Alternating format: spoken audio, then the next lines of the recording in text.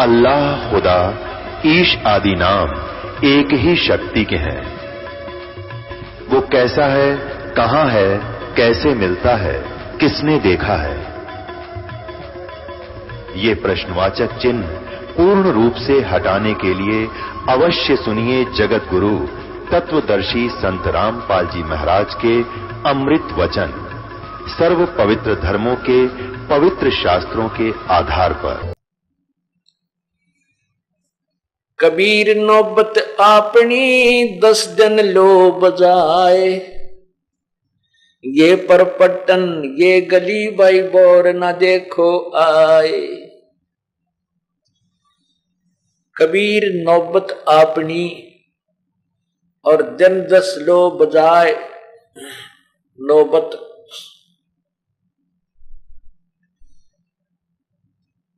और ये पुरपट्टन ये गली बहोर ना देखो आए।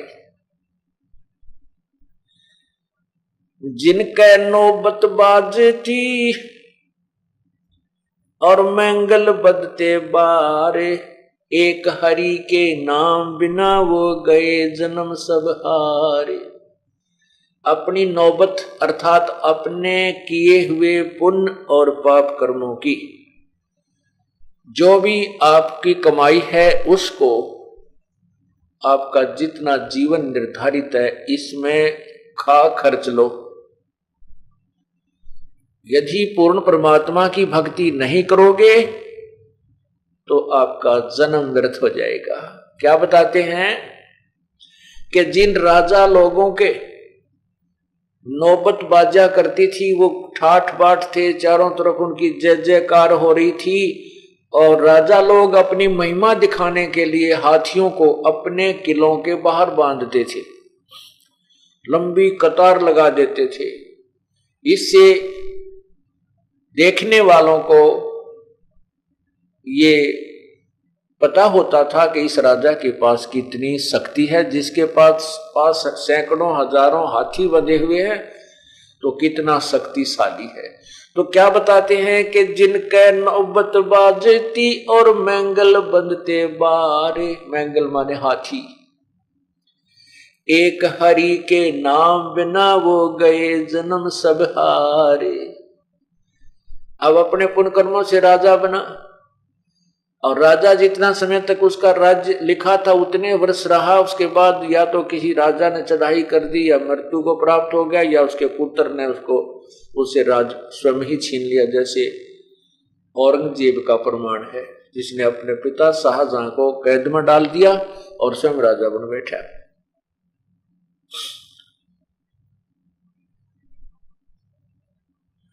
सातों शब्द जो बाजते और घर घर होते राग, ते मंदिर खाली पड़े इब बसन लगे काग।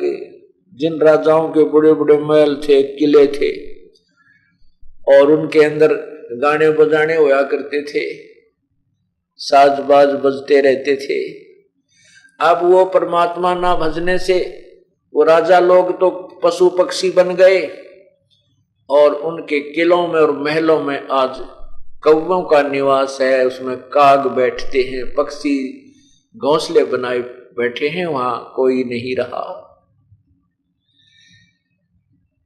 सातों शब्द जो बाजते और घर घर होते राग, ते मंदिर खाली पड़े इब बसन लागे काग। कबीर थोड़ा जीवना ये मंडे बहुत मंडान, सभी उबा पंथ से ये राव रंग सुल्तान। कबीर एक दिन ऐसा होएगा सबसे पड़े बिछो, राजा रण छत्रपति ही सावधान क्यों ना होए। परमात्मा कहते जीवन तो थोड़ा सा है और मांडे बहुत मंडान, अर्थात योजना पता नहीं कितनी लंबी लंबी बनाए बैठे हो।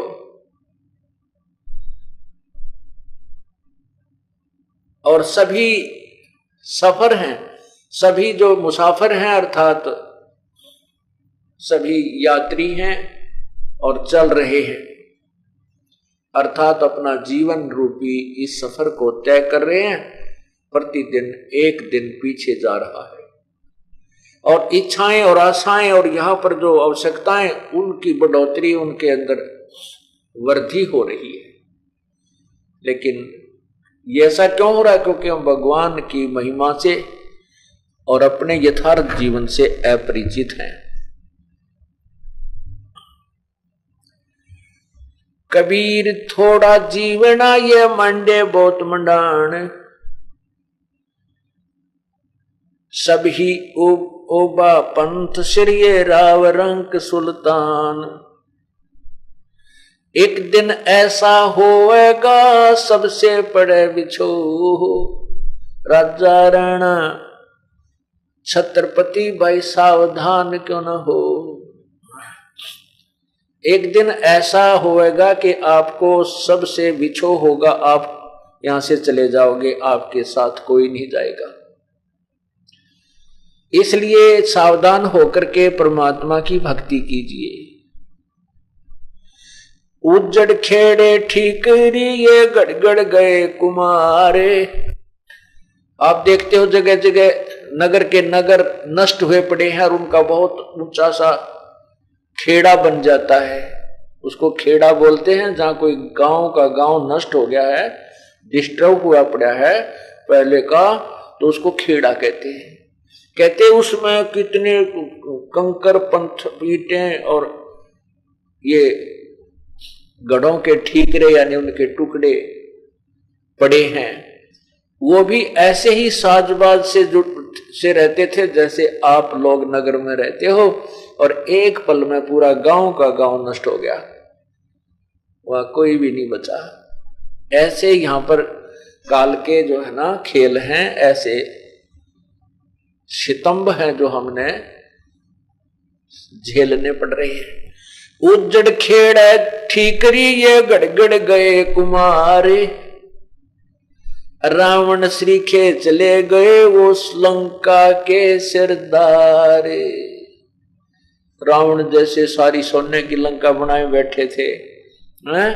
और यूं सोच बैठा था कि मेरी मृत्यु नहीं हो सकती, क्योंकि मैंने 33 करोड़ देवताओं को अपनी कैद में डाल रखा है और पूरे वैज्ञानिक तरीका, अपनी भक्ति शक्ति से उसने वैज्ञानिक तरीका भी अपना रखा था,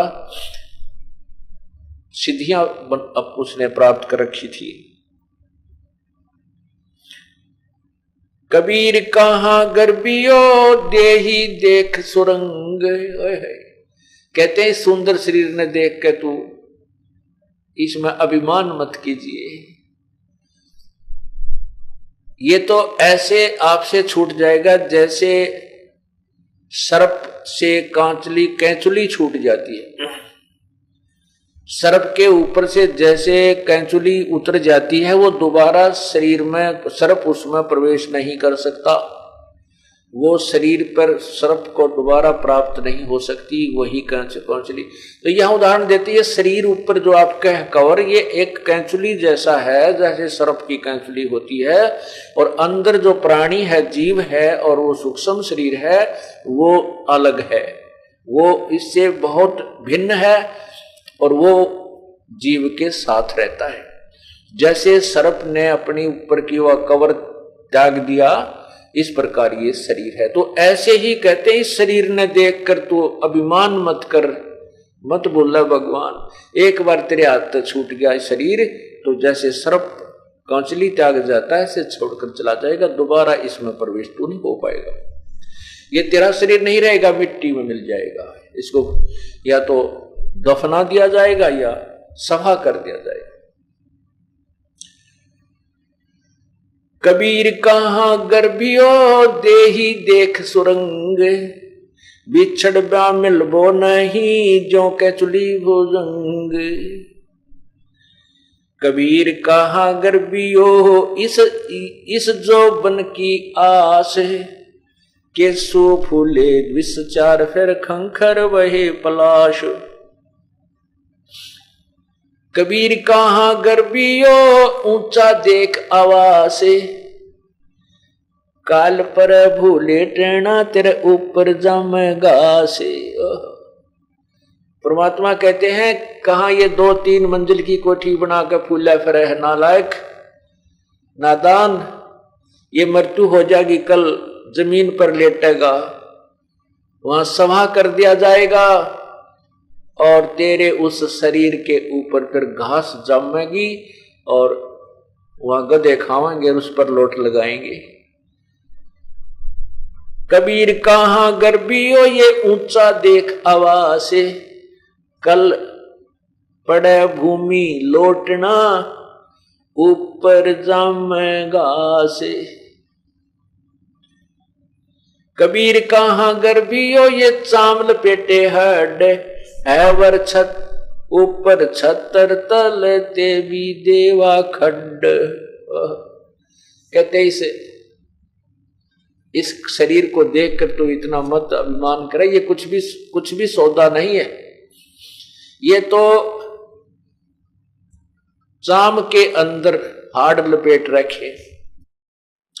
और जिन राजाओं के ऊपर छतर तना करते थे, छतर ऊपर ऐसे लेकर चले जाते थे और नीचे हाथी पर या घोड़ों पर विराजमान होता था, कहते हैं वो भी या तो गड्ढे में दबा दिए गए हैं यानी कब्र में, या उनको सभा कर दिया गया है।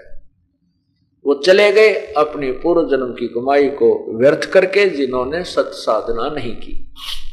कबीर कहाँ गर्बियो ये चाम लपेटे हड, है वर ऊपर छत्र तले ते भी देवा खड्ड। खड्डे में दबा दिए गए।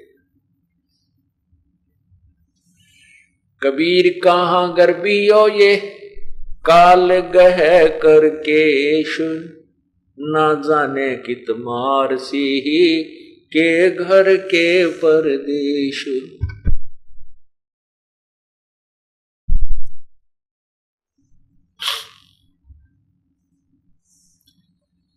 कबीर कहाँ गर्बियो यो काल गह करके से। कहते हैं परमात्मा कबीर परमेश्वर कह रहे हैं कि क्यों फूला फिर है नादान, यो काल तेरे बाल पकड़ कर घसीट कर ले जाएगा और ना बेरा कहां मारेगा, घर मारेगा या किधर प्रदेश में तेरे हाथ खंडेंगे। एक्सीडेंट हो जाता है अपने निवास से 200 किलोमीटर की दूर, 1000 किलोमीटर की दूरी पे, और वहां पता नहीं कहां टुकड़े टुकड़े हुआ पड़ा होता है ये प्राणी। तो परमात्मा कहते हैं भूला मत भगवान को। कबीर कहाँ गर्बियो यू काल गह करकेश, ना जाने कि तुम्हारेगा भाई के घर के परदेश।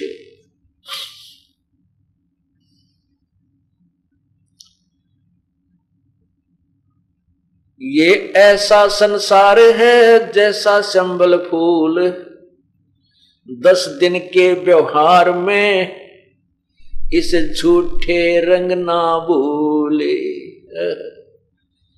क्या बताते हैं कि ये संसार, ये जीवन जिसको तू अपना मानता है और इसी में तू सुख ढूंढना चाहता है, जैसे प्रत्येक व्यक्ति का, बहन और भाई का एक विशेष दृष्टिकोण होता है कि मैं अब बालक हूं, फिर जवान होऊंगा, युवा होऊंगा, मेरा ब्याह होगा, शादी होगी और शादी के बाद फिर मेरी संतान होगी और मैं अच्छी कमाई करूंगा, बढ़िया मकान बनाऊंगा, अपने बच्चों को अच्छी शिक्षा दूंगा, उनके लिए अच्छी संपत्ति जोड़ूंगा, फिर उन बच्चों का विवाह करूंगा और फिर पोते हो जाएंगे, पोती होंगी, देवते देवती हो जाएंगी और फिर मैं बुढ़ापे में मौज करूंगा।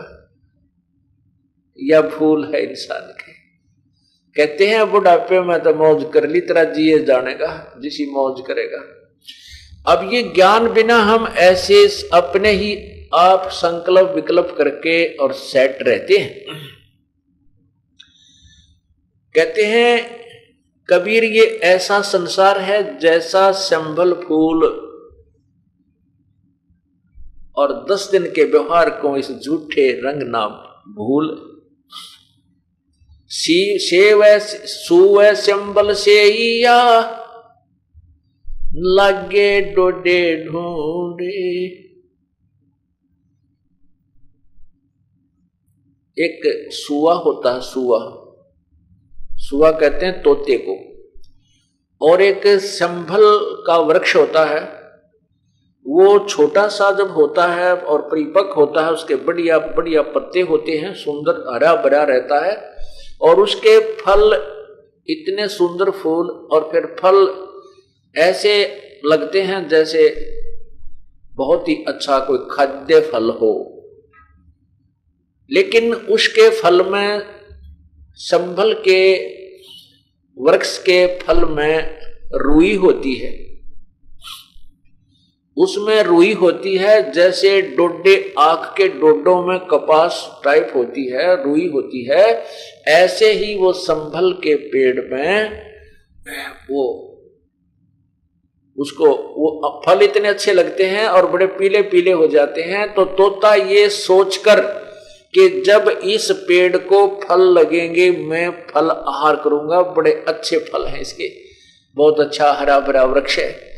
और जब वो फल परिपक्व हुए और तोते ने मारी चोंच आछी जचा के बढ़िया, क्योंकि उसको सोचकर ये फल बहुत मीठा मिलेगा, क्योंकि वो परिपक्व हो चुका था। जो ही तोते ने चोंच मारी दबा के और वह रुई फंस गई उसके मुंह में, जान बचानी मुश्किल हो गई। वो खाद्य पदार्थ नहीं था, वो जो वस्तु वो सोच रहा था वो नहीं थी। ऐसे ही बताते हैं कि तू इस संसार को और इस परिवार को ऐसे सिंभल के पेड़ की तरह सींच रहा है, आशा कर रहा है कि मैं जब इसके फल लगेंगे, अर्थात जब तेरे पत्ते पत्ती हो जाएंगे, फिर तू आनंद से सुख से रहा करेगा। कहते फिर तो सुख रह लिया, तेरा जिए जानेगा। और ये ना 2-3 बुढ़िया तो पूछ लियो बुजुर्गों से, उनकी लाके बन रही है। एक वक्त बना हमारा अच्छा अधिकारी रिटायर हुआ,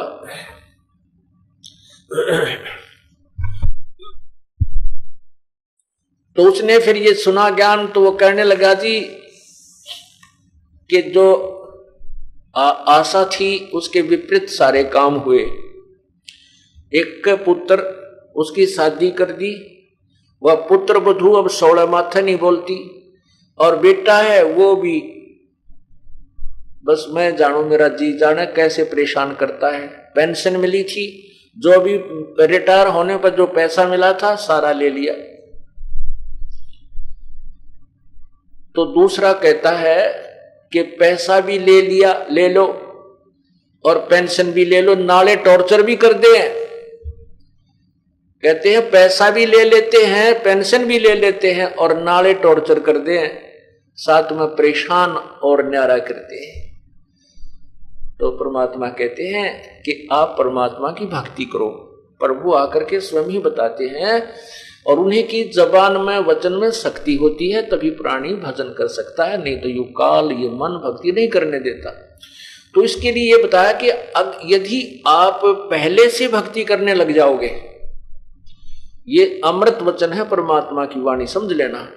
यदि आपको पहले से ये तत्व ज्ञान मिल जाता और ये सत साधना मिल जाती, तो आपके अंदर इतनी भक्ति कमाई बन जाती कि आपके पुत्र वधू, आपके पुत्र पौत्र आपके बैठे की सेवा करते। आप देखते हो संतों के पास कौन सा धन है, या तो उनके पास पूर्व जन्म की कमाई है जो वर्तमान में शास्त्र विरुद्ध साधना करे हैं, और जो वर्तमान में सत्साधना भी कर रहे हैं तो उनके पास नाम की कमाई है, भजन की कमाई है, और हर एक व्यक्ति उनको प्रणाम करता है, उनकी सेवा करने की चेष्टा करता है। तो इसी प्रकार यदि आपकी भक्ति पहले से प्रारंभ हो जाती, राहत तो अब भी मिलेगी, ऐसी बात नहीं है। अभी वो अब थोड़ा सा सेट होने में टाइम लेगा परमात्मा, क्योंकि आपकी कमाई बनवाएगा धीरे धीरे। और बहुत जन्मों से बिगड़ा हुआ काम है अपना, बहुत ये उलझ पुलझ हमारा जो संस्कार हैं, इनको धीरे धीरे ठीक करेगा। फिर वो पुत्र भी, पुत्र वधू भी अपने आप ठीक होने लग जाएंगे। यदि पहले से भक्ति कर रहा होता तो ये आपत्ति आप पर नहीं आती। परमात्मा कोई ना कोई ऐसी व्यवस्था कर देता आपकी। तो इसलिए कहते हैं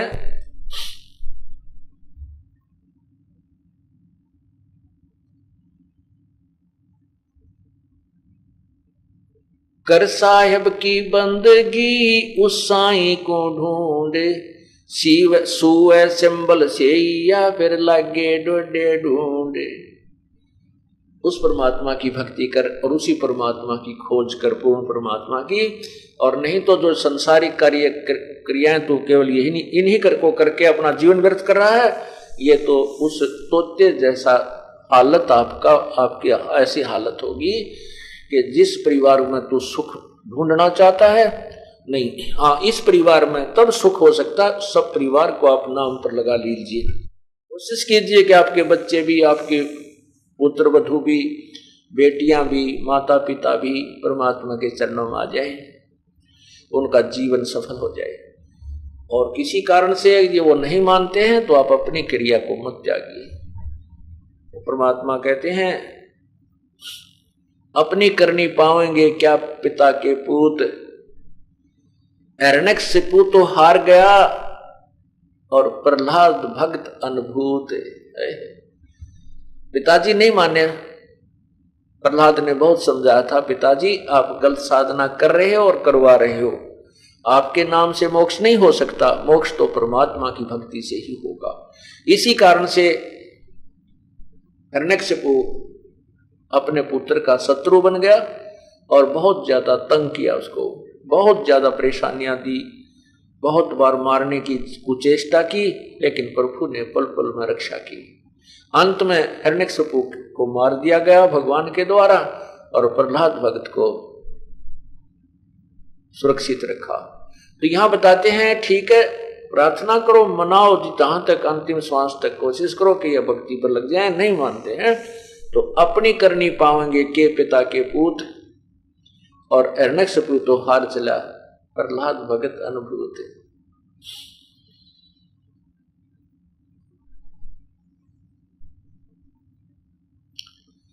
इस झूठे सुख को सुख कहे ये मान रहा मन मोद, ये सकल चबीना काल का भाई कुछ मुख में कुछ गोद। इस झूठे सुख को सुख कहे ये मान रहा मनमोद, ये तो सकल आहार कभी काल का है, सकल कबीला ये आहार जो है काल का, कुछ मुख में कुछ गोद।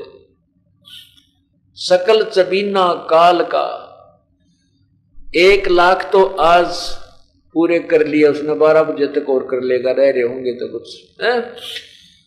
और बाकियों की तैयारी है, उनको गोदी में लिए हुए है, ये तेरा बेटा है, जैसे बच्चे को बलो के रखते हैं, गोदी में खिलाते हैं। कहते हैं झूठे सुख को सुख है ये मान रहा मनमोद, इसी को खुशी सुख मान रहा है। यहाँ इस काल के जाल में बलि के बकरे की तरह, काल के कसाई के बकरे की तरह बंधा हुआ इसकी जेल में। और ये तो सकल चबीना काल का, ओए होए, कुछ मुख में कुछ तो खा लिया आज और बाकियों की कल तैयारी है। उनको शेष को यहाँ पर बाकी जो बचे हैं उनको बलो रखा है, ये तेरा बेटा है या तेरी बेटी है या तेरी कार है या तेरी कोठी है, इस लालच में ये यहाँ रहा रहे और प्रतिदिन इसका आहार बनता रहे।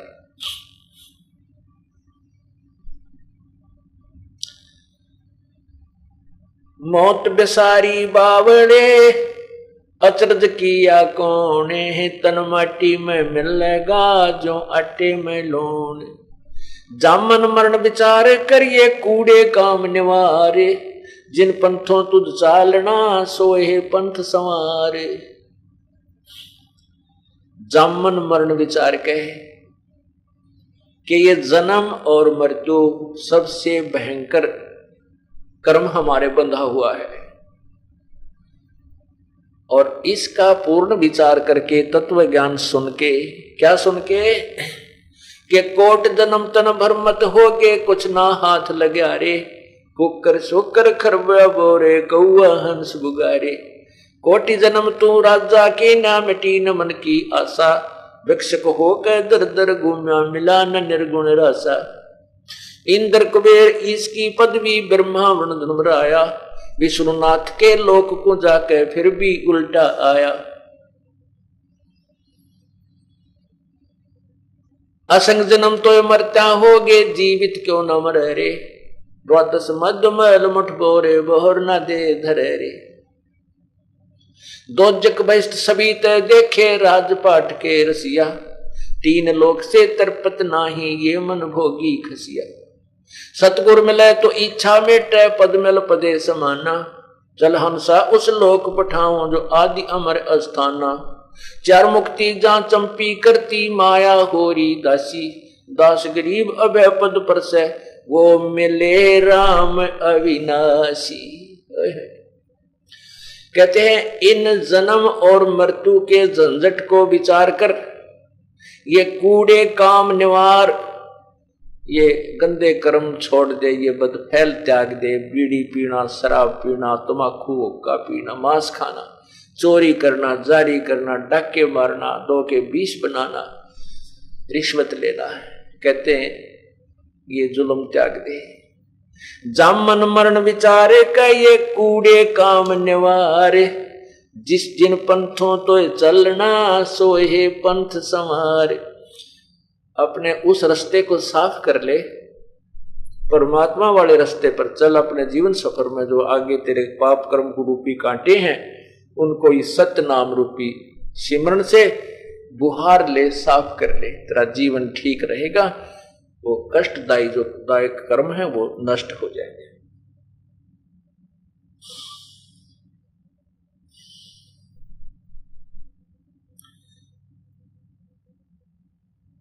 कबीर सुपने रहन के ये उगड़ आए नैन, जीव पड़ा वो भूल में भाई जागे तो लेन न देन।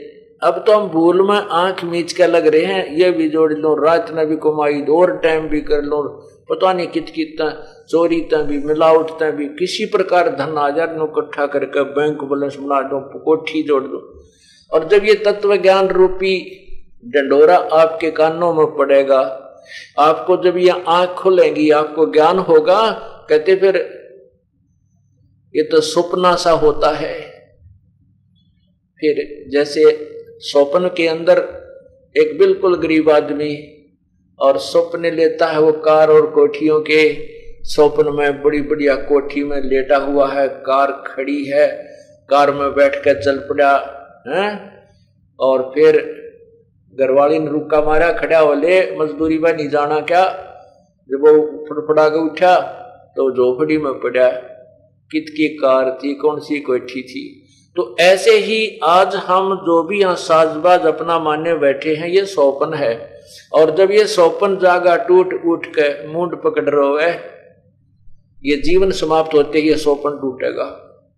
और फिर समझ में आओगी रहे कौन बेटा था, कौन बेटी थी, कौन कार थी, कहाँ मेरी कोठी थी। और यम के दूत बांह पकड़ के ले जान लग रहे, चल मैं बताऊंगा तेरी कोठी कहाँ थी। कहते हैं जागे तो फिर लेन देन कुछ भी को नहीं था। तो पुण्यात्माओं, इस स्वप्न में अब ये एक जीवन का स्वप्न है आपका, 100 वर्ष का है, 60 वर्ष का है, 70 का है, 80 का। यो एक दिन समझो, ये एक रात्रि समझो स्वप्न में हो। और जब ये स्वप्न टूटेगा, ये जीवन समाप्त होगा, तो आपकी वो आंख खुलेंगी। अब कहाँ चलूं, अब क्या करूं, मेरा जिसके लिए मैंने सारा जीवन खो दिया वो तो मेरे साथ आया नहीं कोई भी। तो कहते हैं हिड़की दे दे रोएगी सुरता जब तू चल लेगी अकेली, पछाड़ खा खा रोएगी पड़ेगी आत्मा जब सारे साजबाज को जो सारा जीवन में जो इकट्ठा किया था यहीं छोड़कर और अकेला जाना होगा, जब इसके साथ कुछ नहीं होगा। तो वो नहीं रोएगा जिसके पास राम नाम का धन होगा और पुण्यों की कमाई इसके साथ होगी। वो नहीं रोएगा, वो सहर्ष जाएगा, उसका ज्ञान भी साथ होगा कि ये तो एक दिन होना ही था भाई, ये तो होना ही था। रोजाना संत जी बताते थे, संतों की वाणी का प्रमाण देते थे कि एक दिन तो यू जा आना ही था। और शुक्र है हमें सुअवसर मिल गया इस जाने से पहले कुछ भक्ति और पुण्य कमाने का। ये आपके ऊपर मेहर है प्रभु की। कहते कबीर सोपन रैन के उगड़ आए नैन, जीव पड़ा वो भूल में जागे तो लेन न देन।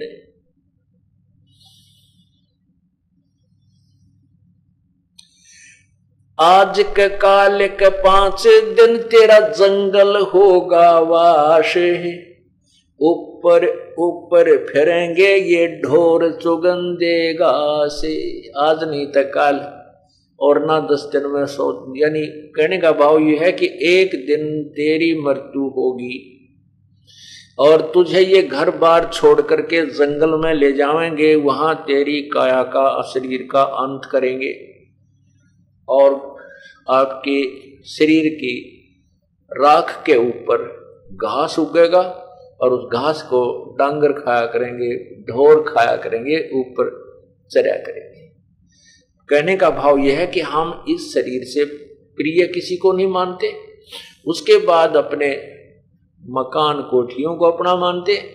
परमात्मा कहते हैं ये तो जब तक निर्धारित समय है तब तक तेरा है, और इससे लाभ उठा जो हम बता रहे हैं। ये देही सोंगी नहीं, ये सस्ती नहीं है, ये महंगी रत्नों मोल, ये सस्ती नहीं है। और यदि इससे परमात्मा की भक्ति पूर्ण नहीं किए, सतभक्ति नहीं की, तो ये देही किसी काम की नहीं, क्योंकि ये तो हार्ड चाम का पुतला है। और इस मिट्टी से 5 तत्वों के पुतले से हमने जैसे मिट्टी से सोना उगाया जाता है, खेती किसान खेती करता है उस मिट्टी से ही और मालो माल हो जाता है, ऐसे इस मिट्टी से हमने राम नाम का धन या खेती करनी चाहिए। वो ना करके हम बाकी जो कुमत कर रहे हैं और केवल संसारिक कार्य में जीवन व्यर्थ कर रहे हैं, इसके लिए परमात्मा की वाणी हमें समझा रही है। परमात्मा कह रहे हैं कि इस जो संसारिक कर्म है इसके साथ साथ भगवान की जो भक्ति वाला कार्य भी अवश्य कीजिए।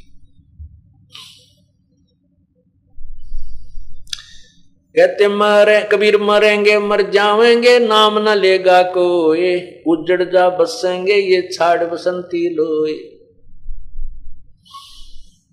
कबीर खेत किसाने का यो मर्गों खाया झाड़, खेत बेचारा के करे यो खसम न करता बाड़। ये 5 मृग काम क्रोध मोलो अहंकार रूपी जो मृग हैं, कहते हैं इस शरीर रूपी खेत को बर्बाद कर रहे हैं। और कहते हैं मर्ग तो खाएंगे भाई, ये प्राणी तो इनको खाएंगे खेत को, यदि धनी उसकी बाढ़ नहीं करेगा, उसकी कोई डिफेंस नहीं करेगा। तो फिर कहते हैं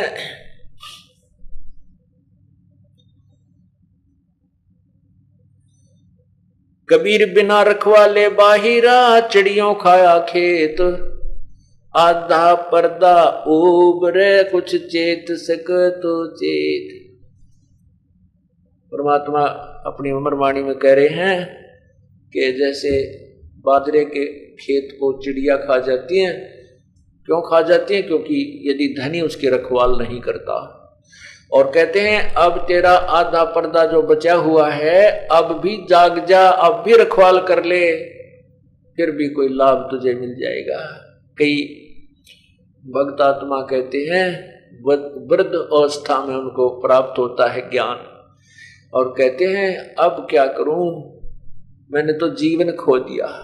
क्योंकि ये जो बातें आज बताई जा रही हैं सत्संग के अंदर, ये जवान बच्चा के कम समझ में आती है। वो ये सोचते हैं कि मैं ऐसे ही ठाठ करूंगा और यही शरीर मेरा मजबूत है और स्वस्थ है, मैं ऐसे ही मेरा शरीर काम चल जाएगा। नहीं, तो उस समय तो ये सुनते नहीं, और कुछ ये ज्ञान सुनने को मिलता भी नहीं। ऐसे जैसे हम भी गांव से मैं निवास करते थे, और हमारे माता पिता, दादाजी, दादी जी, चाचा चाची, जितने भी कुल के परिवार के सदस्य देखे, कोई भी राम नाम का निर्णय नहीं, और ना ही कभी कहीं सत्संग की चर्चा की तरह राम नाम का जिक्र होया हो। कदे हमने सुना भी नहीं उनके मुंह तक काम की तरह सत्संग सुन गए थे या जाना चाहिए। ऐसा भी कमाल देखा हे भगवान की तो और कोई जैसे गांव में जैसे ये डफली पीटनी है, अपनी अपनी डफली बांध के कि बुढ़िया इकट्ठी होगी 10-20 सत्संग करेंगे वो गा के गीत ज्ञात से बांट कर प्रसाद चले जाते। उनको वो गांव नगर वाले पसंद नहीं करे थे कि ये तो सारे तक गलत काम करें, रात ने सारी रात भगवान के गीत गावें, कहते इससे ये कोई भक्ति नहीं है। तो जिस कारण से उनको पता नहीं लगता भक्ति का। अब जैसे ये दास के ऊपर मेहर हुई, परमात्मा का आदेश हुआ, गुरुदेव का हुक्म हुआ कि इस ज्ञान का प्रचार कर और उपदेश दे, तुझे आदेश दिया जाता है। फिर गांव गांव में नगर नगर में जाकर के सत्संग प्रारंभ किए दास ने। एक बुजुर्ग, क्योंकि गांव में इन सत्संग को अच्छा नहीं मानते थे, तो जिस भी भक्त ने, जैसे एक परिवार में 4 भाई हैं, अलग अलग हो गए, तो उसमें से एक ने किसी रिश्तेदार के कहने तय या हमारे ज्ञान को अच्छी तरह समझने से पाठ करवाया, सत्संग करवाया, तो दूसरे निकट नहीं आते थे, दूर बैठे रहते थे और इसको एक विशेष अनोखा सा काम मानते थे कि तो पाखंडी लोग आगे दिखे, क्योंकि जनता को इन पाखंडियों ने भी घना दुखी कर रखा है।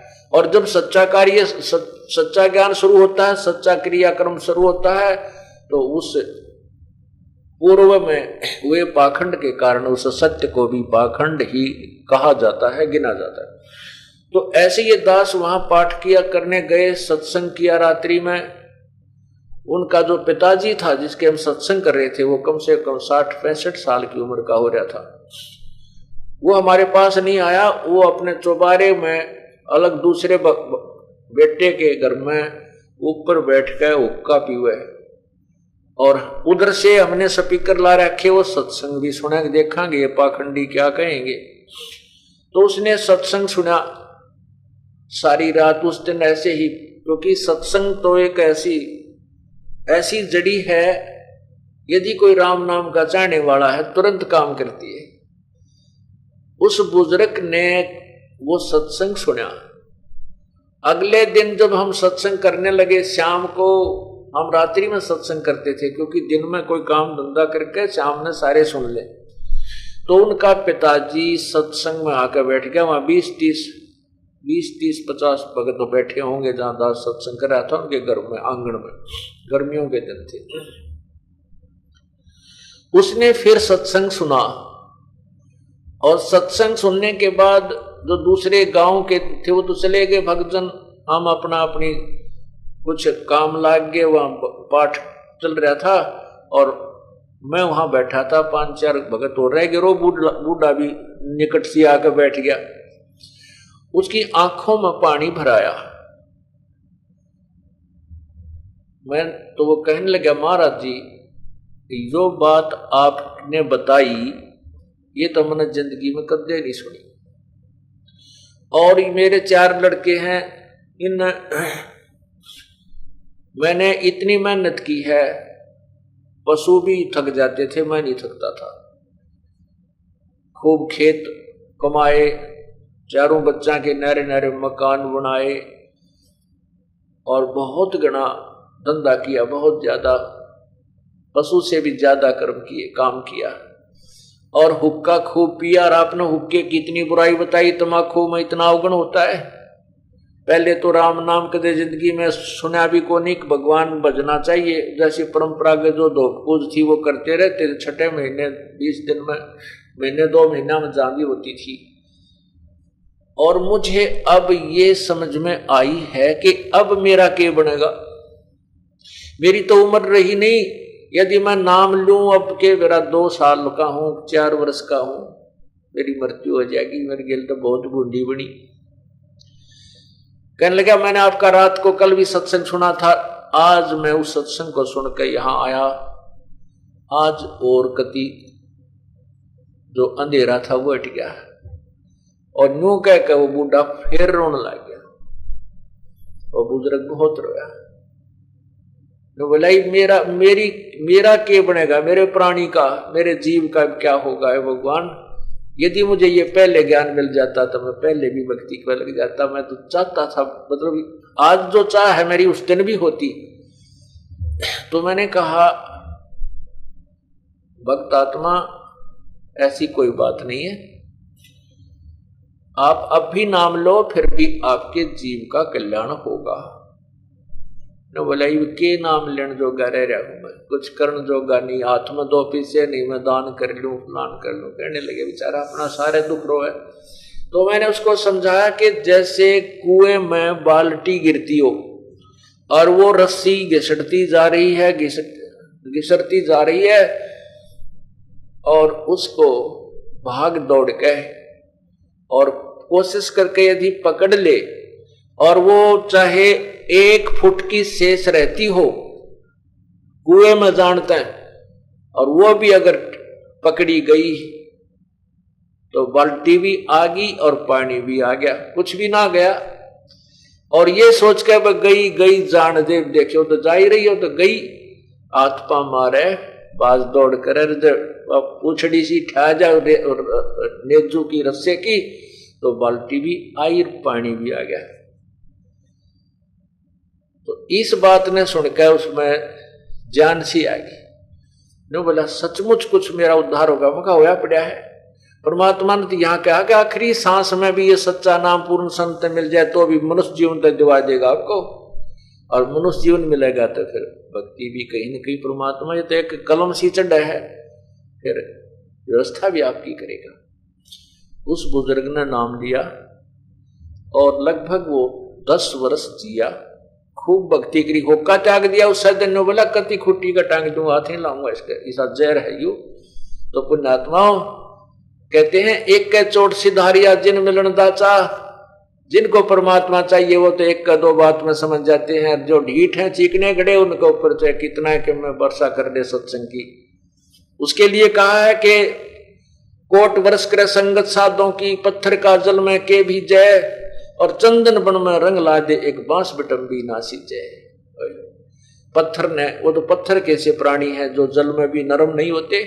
पत्थर को जल में डाल दीजिए, चाहे 100 वर्ष तक रखिए, बाहर निकाल के बिड़ा के देखिए, जो का त्यों आगे होगी, उसमें चिंगारी पाटेगी। ऐसे ही जो सत्संग में सुनकर भी जो नहीं विचार करते, ग्रहण नहीं करते भक्ति को, वो पत्थर कैसे जीव है। और चंदन का वृक्ष आसपास के पेड़ों को, चाहे नीम का भी पेड़ क्यों नहीं है, उसको भी चंदन जैसी महक भर देता है। लेकिन बांस, बंबू जो होता है, बंबू, उस बांस के अंदर उस चंदन के वृक्ष की महक नहीं समाती, वो न्यो का न्यो रह जाता है। तो इस प्रकार जो बांस के ऐसे प्राणी हैं उनको छोड़ करके बाकी शेष सभी इस सत्संग रूपी चंदन की महक से अवश्य चंदन बन जाएंगे, अर्थात वह भी ओरा न समझाने लग जाएंगे और अपने विकार त्याग कर भक्ति करने लग जाएंगे। तो कहते हैं खेत बिन रखवाले बाहिरा, चिड़िया खाया खेत, आधा पर्दा उबरे कुछ चेत सके तो चेत। अब भी जो शेष रह रहा है उसको भी संभाल ले, 2 दाने हो जाएंगे, ऐसी बात नहीं है। आड जड़े जो लाकड़ी और केस जड़े जो घास, और सब जग जड़ता देख कर भया कबीर उदास। ये बड़ा जले लकड़ी जले और जले जलावन हारे, और देखण आले भी जले इब किससे करूं पुकारे। आड़ जले, चिता के ऊपर लाकड़ी जले, और जो जलाने के लिए जा रहे एक दिन वह भी जले, और देखण आले भी जले। कहते भी इनसे के अर्ज करो वे तुम मुझे बचा दो यहां से जलने से। तो वो पूर्ण परमात्मा की साधना, पूर्ण संत से प्रार्थना करो कि फिर नहीं जलोगे, सदा के लिए सुखी हो जाओगे, ऐसे स्थान पहुंच जाओगे जहां कभी मृत्यु नहीं होगी।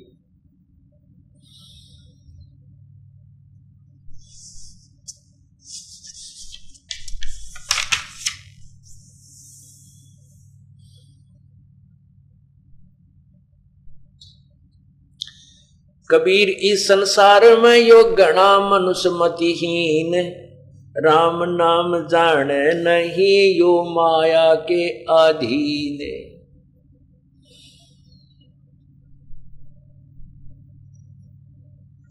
कबीर क्या किया हम आए कर और क्या कहेंगे जाए, इत के भये न उत के ये चले मूल गवाए। कबीर हरि की भक्ति बिन जग जीवन संसार, ये धुएं जैसा धौल हर भई जात न लागे बार।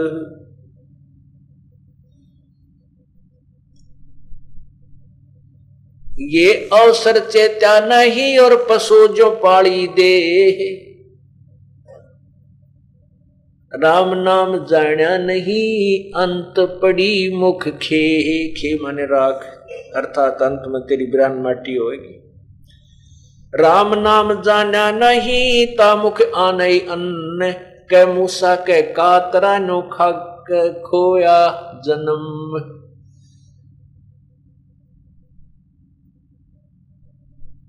राम नाम जाना नहीं हुआ बहुत काज, डूबेगा रे बापुड़ा तो इन बड़े बूढ़ों की लाज। अब बड़े बूढ़ों की लाज कैसे बताते हैं कि भाई हमारे भक्त जो पुण्यात्मा बच्चे भी हैं, बेटे बेटी भी हैं, सभी नाम ले लेते हैं और फिर उनको कहा जाता है कि हुक्का, तम्बाकू, शराब, मांस पीने वाले को सहयोग भी नहीं देना है। ना तो शराब लाकर देनी है, ना मांस लाना है, ना उसके पैसे देने हैं। और आपके कोई बुजुर्ग हुक्का आदि पीता है तो उसको हुक्का भरकर नहीं देना है। तो यहाँ आके बात अड़ जाती है कि भाई घर के गांव के लोग रिश्तेदार नो कहें भाई थारे तो आना है, फिर आपके यहाँ तो आना ही व्यर्थ है, तुम तो आए कातर नहीं करते, तुम हुक्का भी ना भरते। कहते हैं ये लोक लाज में यदि तू बड़ा अड़ा रहा तो बिरान माटी होगी। आए हुए व्यक्ति को चाय पिला, दूध पिला, रोटी खवा, और घना तो ज्यादा सेवा करना चाहता था हलवा बना, काजू किशमिश खिला। हुक्का तो एक विष है, एक घोर पाप है जो तम्बाकू पिलाना और उसमें सहयोग करना, हुक्का भर के देना या बीड़ी ला के दे देना, घोर पाप है। जैसे कोई अपराधी अपराध कर रहा है और उसमें कोई सहयोग दे रहा है तो वो भी अपराधी है, दोनों को सजा होती है। आप सत्संग में सुनते हो कि 100 नारी जारी करे ये सुरा 500 बार, एक चलम हुक्का भरे वो डूबे काली दारे। कितना भयंकर पाप है एक हुक्का भर के देने का। हम छोटे से थे जब हमारे पिताजी, दादाजी, चाचे ताऊ हुक्का पिया करते, और कोई जैसे हम नहीं पीते थे और हम हुक्का भरने लगते तो वो न्यू कहा करते ना भाई हमने पाप लगेगा, और तुम जो हुक्का नहीं, और भी कोई जो हुक्का नहीं पीता वो चलम उठा कर चल पड़ता, उससे ले लिया करते कि ना भाई तुझे हमने पाप लगेगा तो हुक्का नहीं पीता, हम तेरे से नहीं भरवाएंगे। इतनी तो मर्यादा उस समय थी। और ईब तो जुल्म हो रहा है, वो हुक्का ना भरा तो बुढ़ा रुस जा, वो तेरा गजब बुढ़िया पियो उकटी, और उकटी आवे बुढ़िया की, फिर दूसर में पुत्र वधु लेकर नहीं आई तो बुढ़िया रुष्ट हो जाए। ऐसा जुल्म कर दिया इस ज्ञान के बिना, कितने विकार कर लिए। औरतें पहले हम देखे माई उक्के के निकट भी नहीं जाया करती थी, उक्के का कितना पानी डल रहा होता तो उसके ऊपर को भी लांग करनी जाती थी। अरे भोका गुड़गुड़ा में कति पंचायत बना के बैठे गली में, सारे पीन जाएगी है तेरा गजब हो गया। विकारों को त्यागने की बजाय इसको ग्रहण कर लिया। एक बहन अपनी बहन को नाम दिलाने लाई, वो हमारा नाम दे रखा था एक ने, एक ले थी किसी और पंथ तय, और वहां भी 7-8 वर्ष से वो जा रही थी, दुखी नो थी। वो नाम दिलाने लाई तो उसने बताई कि मैं उस पंथ से उपदेश ले रखा है। मैंने कहा बहन फिर तो तू बीड़ी हुक्का भी पीती होगी। अगजी हुक्का तो ना पीती, बीड़ी पिया करो। मैं बोला ये तो त्यागनी पड़ेगी आपने, और नाम ले रखा आपने का बीड़ी पीऊं, नो बोली मैं पहले ना पिया करती, नाम लेने के बाद पीने लायकी। मगर ये और बढ़िया काम किया, बेतने नाम लेने के बाद पीने लगी। तो वो कहने लगी हमारी 700 वो सत्संगिन है जो बहन माई, वो सारी पीवा है और मेरे तीनों के ले पी ले तो प्रसाद से। तो मैं वो प्रसाद पीने लागी, ये मेरी आदत पड़ गई। मैं बोला वे नहीं, छोड़ दे इसको, तब ये नाम मिलेगा ना, नाम नहीं देंगे बाप। तो उसने त्याग। मेरा भाव ये है कहने का कि अन्य सत्संग हैं और सत्संगी कहलाते हैं, वहां जाते भी हर विकार 100 के 100 करते हैं, और जो ना करते हुए भी करने लग जाते, फिर काहे का सत्संग है? वो तो एक ड्रामाबाजी होगी, वो तो एक बहुत गलत स्थान हो गया जहां पर विकार ना करते वो भी करने लग जाते। तो इस प्रकार जब ज्ञान होता है तो इंसान क्या समझाते हैं कि एक चिलम हुक्का भरने से डूबे काली धार, इतना भयंकर पाप है। तो इस प्रकार जब हम इस बात को यहां सुनकर जाते हैं, फिर लोक लाज ने देखते हैं, भाई क्या कहेगा, पड़ोसी क्या कहेगा, रिश्तेदार आ गया वो क्या कहेगा। तो ये देखो बुराई ने घर भी जो बुराई हमारे समाज में घर किए हुए है, इसने भी धीरे धीरे किया है। अब इसको ऐसे ही धीरे धीरे हमने नष्ट करना है। अब उस बुजुर्ग ने ये प्रार्थना करे कि यदि ये हुक्का और बहुत ही उत्तम मानते हो आप, तो अपने पोते ने या पोती ने पिला के दिखाओ। नहीं पिला सकते।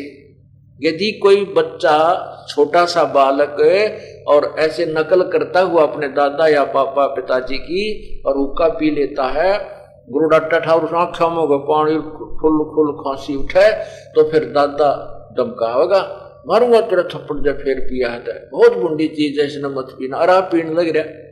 कमाल की बात है। बच्चे को तो खुरका रहा है, धमका रहा है कि मत पीना, इसको आज के बाद जो पीटूंगा, और फिर स्वयं पी रहा है और कहता है ये रे बेटा एक ब्रिक है, और तेरा गजब है। तो इस प्रकार हमने इस बुराई को नष्ट करना है, समाप्त करना है। ये बहुत भयंकर है और बहुत महापाप हमें लगता है। हुक्के का जो तमाकू धुआं छोड़ते हैं, इस वायुमंडल में बहुत से प्राणी हैं जो उड़ते रहते हैं और धुएं के उससे अंधे होकर नीचे गिरते, फिर पैरों तले कुचले जाते हैं। ये भी एक घोर पाप। एक घूंट के धुएं में कितने जीव मरते हैं, वायुमंडल में बहुत प्राणी होते हैं। तो ये बेमतलब का पाप और इकट्ठा करने लग रहे। तो ऐसे कहा कि इस डूबे गारे बापड़े इन बड़े बूढ़ों की लाज, तो उस बुजुर्ग से को समझावे, उसको उसका भी वो विकार छुड़वाने की चेष्टा करे। तो कहने का भाव ये है कि ये लोकलाज में जोड़ जे रह गए, ये कहेंगे रिश्तेदार क्या कहेंगे, वो नाम खंड करता रहेगा, भक्ति करेगा नहीं, हुक्का भरता रहेगा, उसका नाम नहीं चलेगा क्योंकि फाउल हो जाएगा। तो वो बुढ़ा तो डूबा गेल, वो परिवार भी डुबो लिया। तो बुजुर्ग को भी चाहिए छोड़ दे इस बुराई ने। हुक्का पीने तक, हुक्का छोड़ने से मरा नहीं बल्कि जीव सुधर जाएगा। या खांसी उठे, कलेजा ने कप उसमें फंसा पड़ा रहे सारे दिन। तो एक बुढ़ा ने बोला सुबह हुक्का पी ले ना तो ये कप साफ हो जाता है, यानी बलगम साफ हो जाता है। तो एक डॉक्टर था, वो हमारा नाम ले रहा था, ने बोला यो कप बनावे धुमा है, इस तमाकू तो कप बनाए तेरा ऑक्सीजन की कमी के कारण बुजुर्ग। ने बोला रहने दे क्यों बकावे है, मान्या नहीं अपनी बात ऊपर रखे। तो उनको तो मरण दे कुएं में पड़ के ना मानते थे, बाकी समझाने की चेष्टा करे। और उनके साथ समझदार व्यक्ति को सहयोग नहीं देना चाहिए, चाहे राजी रहो चाहे नाराज रहो। बुजुर्ग आदमी समझदार होंगे तो अपने आप ठीक है, हम तब कुएं में पड़ेंगे, पर तुम मत करो। वो भी एक अच्छी आत्मा है जो अपने बच्चों के नाम को खंड ना करवावे। आप ना मानता वैसे तो मानना चाहिए, उसको भी अच्छी चीज को ग्रहण करना चाहिए। एक हुक्का पीने वाला एक कमरे में बैठ कर हुक्का पी रहा है तो बीड़ी पीता है, पूरे वातावरण को दूषित कर देता है। चाहे रसोई में भी कोई बैठा है वहां तक भी धुएं की जो न बदबू जाती है, पूरे परिवार के लिए वो हानिकारक होता है। ऐसे ही शराब, ऐसा घोर पाप है ये शराब का कि मदरा पीवे कड़वा जानी, पानी 70 जन्म कुत्ते के जानी। वो तेरा गजब है।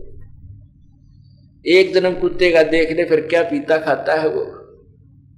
अब तो प्लाटून बने हुए कि उस समय पर टूक मिल जाते हैं, दो बढ़िया नौकरी मिल गई या कोई बिजनेस व्यापार ठीक हो गया तो कोई परवाह को ना, ये शरीर छूटेगा और एक दिन पशु पक्षी दुनिया में, कुत्ते की दुनिया में जाएगा वो मदिरा शराब पीने वाला, और फिर क्या खाए पिएगा आपको पता है, गंदा पानी नाली में चाटता देखा ना।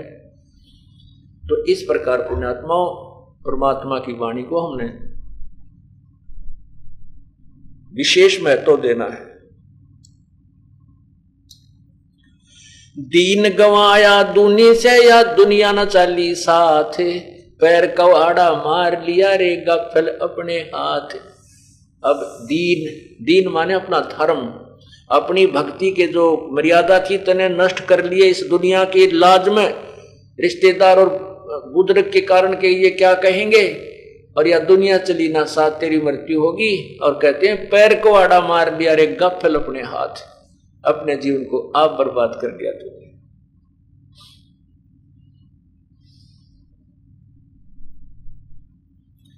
कुल खोया कुल उबरे, कुल राखे कुल जाए, ये राम ने कुल कुल भेंट लो, सब कुल रहा समाए। अब हम अपने राम नाम लेते नहीं और सोचते हैं अपने इस कुल को, अपने परिवार को सुरक्षित रखना चाहते हैं। कहते हैं कुल खोए कुल उभरे और कुल राखे कुल जाए। अब आप भक्ति नहीं करते, लोक लाज में आकर भी कुल के लोग हमारे अड़ोस पड़ोस के क्या कहेंगे, और उसकी लाज में उस कुल को, उस जो जहां वर्तमान में आपका जन्म है जिस कुल में यानी जिस खानदान में जिस समाज में, उसको राजी रखने के लिए यदि तूने मर्यादा भंग कर दी तो तेरा कुल खत्म हो गया, क्योंकि तू मर गया तो वो कुल तेरा काम क्या चला ही गया। और फिर कहां कुल होगा, गधा बन गया गधा कुल, कुत्ता बन गया कुत्ता कुल, सुअर बन गया सुअर कुल। तो परमात्मा कहते हैं राम ने कुल कुल भेंट ले, सब कुल रहा समाए। अपने ये राम कुल, ये कुल है अपना, यानी ये भाई बहन बेटी माता पिता माई, ये हमारा कुल है। इस जन्म में भी साथ, और अगला जन्म जब ना मोक्ष हुआ तो फिर हम इकट्ठे ऐसे ही सत्संग में बाग लग जाएंगे, और फिर धीरे धीरे हमारा किसी जन्म में मोक्ष होने का नंबर भी आ जाएगा। यदि हम कहते हैं कुल राखे कुल जात है, कुल खोए कुल उबरे, यदि हमने वर्तमान कुल को खो दिया, उनकी बातों को नहीं माना, मर्यादा हिसाब की माननी होती है, अपने जो भक्ति बाधक हो उनको नहीं मानना, तो कुल खोए कुल उबरे, कुल राखे कुल जा, ये राम ने कुल कुल भेंट ले, सब कुल रहा समाए। अब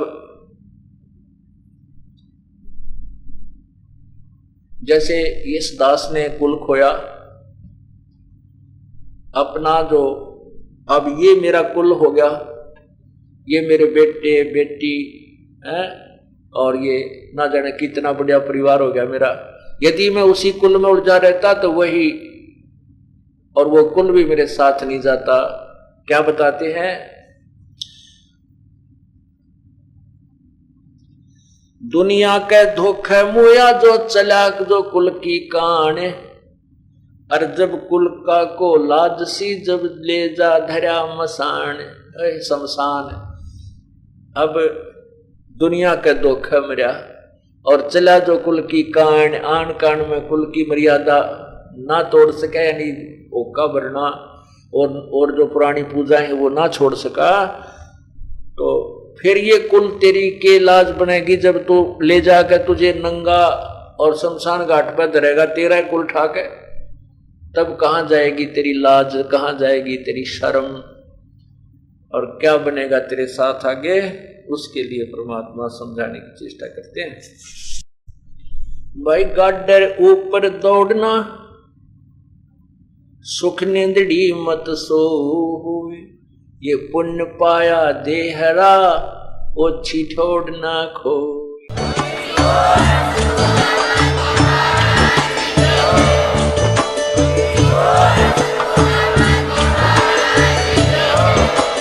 आप सुन रहे थे जगत गुरु तत्वदर्शी संत रामपाल जी महाराज जी के मंगल प्रवचन। अधिक जानकारी के लिए विजिट कीजिए हमारी वेबसाइट www.jagatgururampalji.org। संत रामपाल जी महाराज जी के शुभ आशीर्वाद से पूरे विश्व भर में 500 से भी ज्यादा नाम दीक्षा केंद्र हैं, जिन पर संत रामपाल जी महाराज जी द्वारा ऑनलाइन निशुल्क नाम दीक्षा दी जा रही है। अपने नजदीकी नाम दीक्षा केंद्र का पता करने के लिए संपर्क करें 8222880541।